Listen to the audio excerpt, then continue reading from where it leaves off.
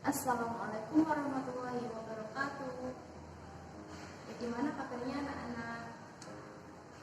Semoga sehat, selalu dalam lindungan Allah. Bertemu lagi dengan ujian. Pada pagi hari ini kita memasuki bab 2, yaitu tentang ciri-ciri makhluk hidup. Tujuan pembelajaran pada pagi hari ini yaitu peserta didik diharapkan dapat menyebutkan ciri-ciri makhluk hidup, kemudian dapat membedakan ciri-ciri makhluk hidup dengan benda mati. Pada pertemuan pada pagi hari ini kita memasuki pada bab 2, yaitu ciri-ciri pada makhluk hidup. Makhluk hidup itu dibagi menjadi dua komponen, yaitu komponen abiotik, A yang artinya tidak berarti, dan biotik artinya hidup. Jadi komponen tak hidup, dan biotik artinya hidup. Ciri-ciri benda tak hidup. Ciri-ciri benda tak hidup yaitu tidak dapat bergerak, tidak mengadakan metabolisme, tidak melakukan reproduksi, tidak ada tanggapan terhadap rangsang, dan tidak bernafas.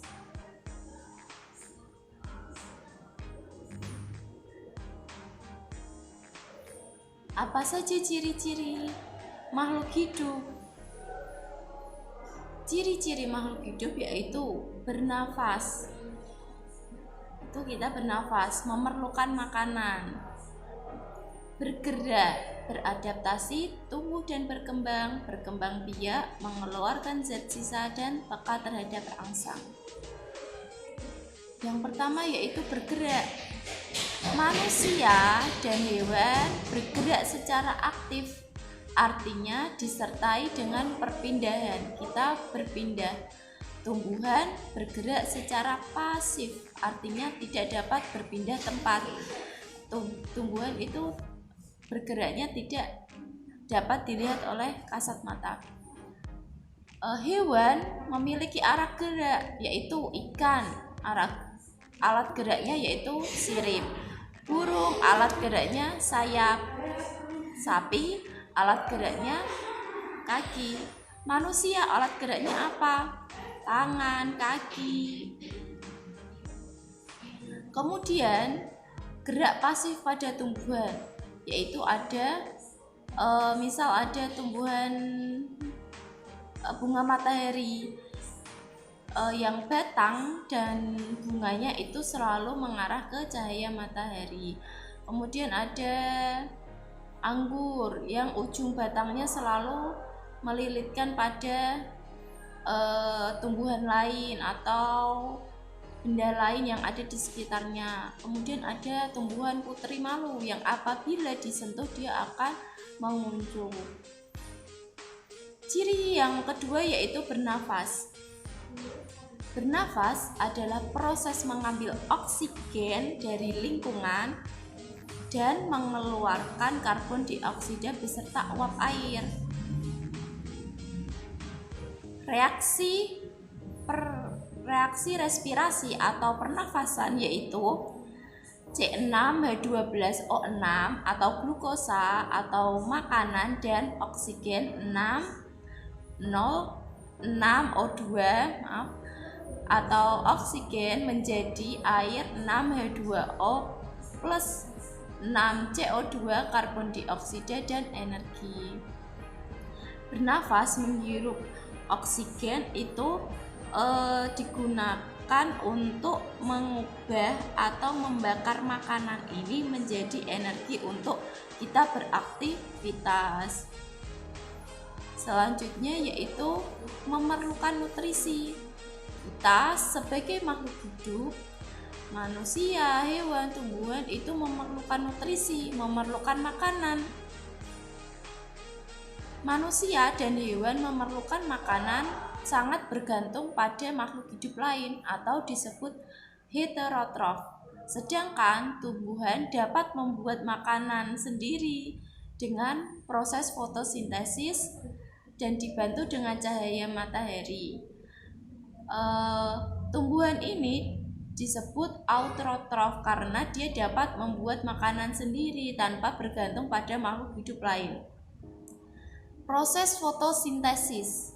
Karbon dioksida 6 CO2 ditambah air 6 H2O dibantu cahaya matahari pada klorofil menghasilkan C6H12O6 menghasilkan glukosa dan oksigen 6O2. Mengeluarkan zat sisa. Semua makhluk hidup mengeluarkan zat sisa yang berasal dari metabolisme dalam tubuh. Zat sisa dikeluarkan melalui proses ekspirasi, ekskresi, dan defekasi. Ekspirasi tadi itu pernafasan. Kalau inspirasi itu mengambil nafas, kalau ekspirasi itu menghembuskan nafas. Jadi kita menghembuskan nafas mengeluarkan zat sisa karbon dioksida dan uap air. Kemudian ekskresi mengeluarkan zat sisa berupa cairan urin dan keringat. Urin itu apa? Urin itu air seni. Defekasi mengeluarkan zat sisa berupa fases.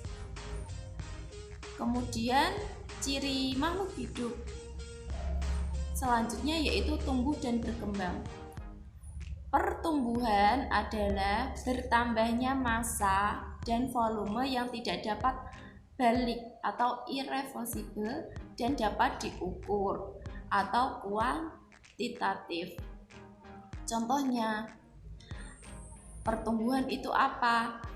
Saat kita masih bayi, kemudian menjadi anak-anak, menjadi remaja, kemudian menjadi dewasa dan tua. Ini pertumbuhan ini tidak dapat balik lagi, artinya irreversible dan dapat diukur. Bebannya ini dapat diukur. Sedangkan perkembangan adalah perubahan menuju kedewasaan yang tidak dapat diukur atau kualitatif. Contohnya, semakin matangnya organ reproduksi manusia yang beranjak dewasa. Selanjutnya yaitu reproduksi. Reproduksi atau berkembang biak adalah kemampuan makhluk hidup untuk menghasilkan keturunan. Tujuannya apa? Agar tidak punah. Perkembangan atau reproduksi ini dibagi menjadi dua, yaitu perkembangbiakan secara vegetatif dan perkembangbiakan secara generatif. Perkembangbiakan secara vegetatif itu perkembangbiakan yang tidak didahului proses perkawinan, vegetatif tidak. Sedangkan generatif perkembangbiakan yang didahului dengan proses perkawinan. Selanjutnya yaitu adaptasi, kemampuan makhluk hidup untuk menyesuaikan diri dengan lingkungan. Kita beradaptasi. Adaptasi ini dibagi menjadi tiga, ada adaptasi morfologi, adaptasi fisiologi, ada adaptasi tingkah laku. Adaptasi morfologi yaitu penyesuaian diri dengan lingkungan. Contohnya yaitu bentuk paruh. Bentuk paruh pada burung bermacam-macam sesuai dengan jenis makanannya. Yang makanannya biji itu paruhnya gimana, kayak gitu.